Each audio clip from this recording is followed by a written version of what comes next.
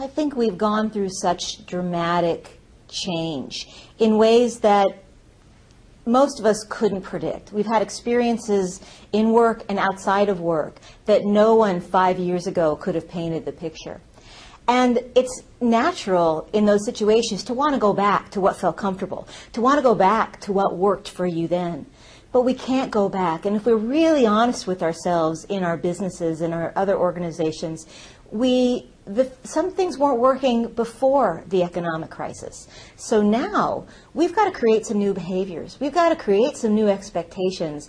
We've got to really challenge ourselves to think differently. I often say that people are messy. And I don't mean that they're sloppy or they're disorganized or that they're just all over the place.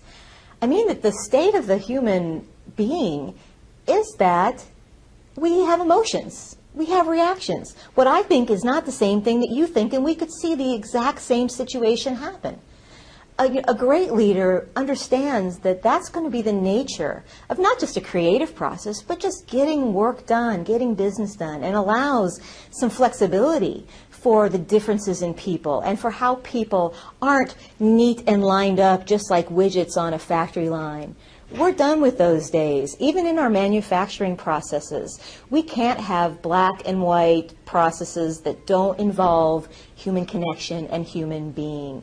And today's leader who's successful really recognizes that.